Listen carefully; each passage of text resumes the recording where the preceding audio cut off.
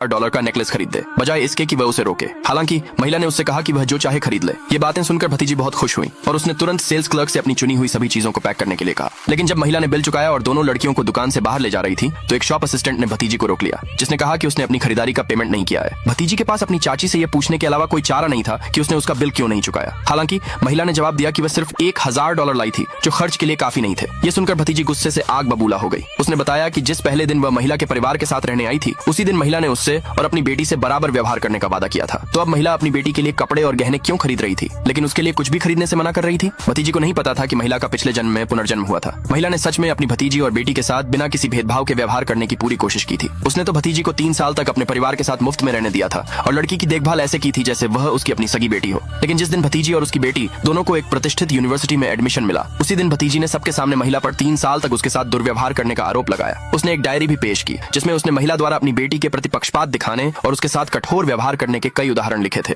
जब वहां मौजूद भीड़ ने यह सुना तो सबने महिला पर हद पार करने के लिए गुस्सा निकाला। गुस्से में आकर भतीजी के माता पिता ने महिला को धक्का दे दिया, जिससे उसका सिर एक मेज के कोने से टकरा गया और उसकी गलती से मौत हो गई। उसे हैरानी हुई कि अगले ही पल उस औरत ने खुद को दोबारा जन्म लेते हुए पाया और वह उस पहले दिन में पहुंच गई जब उसकी भतीजी उसके परिवार के साथ रहने आई थी। उस समय भतीजी के माता पिता ने बेशर्मी से उस औरत को $200 भेजे थे, ये कहते हुए कि ये उनकी बेटी के रहने के दौरान का खर्च है। लेकिन ये मामूली रकम एक हफ्ते के खाने के लिए भी काफी नहीं थी। अपनी पिछली जिंदगी में उस औरत को चिंता थी कि अगर भतीजी को इस बारे में पता चलेगा तो उसे शर्म आएगी, इसलिए उसने जानबूझकर रहने के खर्च की बात उससे छिपा कर रखी थी। लेकिन भतीजी ने गलती से मान लिया था कि औरत ने उसके माता पिता द्वारा भेजे गए पैसे अपनी जेब में रख लिए हैं। तब से उसने जानबूझकर उस औरत से तरह तरह की अजीब मांगे करना शुरू कर दिया था। जब भी औरत मना करती, भतीजी उसे अपनी डायरी में लिख लेती थी। तभी भतीजी ने फिर से रहने के खर्च का जिक्र किया तो औरत ने सीधे उसे बैंक ट्रांसफर का रिकॉर्ड दिखा दिया। रिकॉर्ड देखने के बाद भतीजी पूरी तरह से हैरान रह गई और उसे लगा कि औरत उसे धोखा देने की कोशिश कर रही है। हालांकि औरत ने कहा कि वह पैसे तुरंत उसके माता पिता को वापस कर सकती है और उनसे भतीजी को घर वापस ले जाने के लिए कह सकती है। आगे देखने के लिए कमेंट में यस लिखे।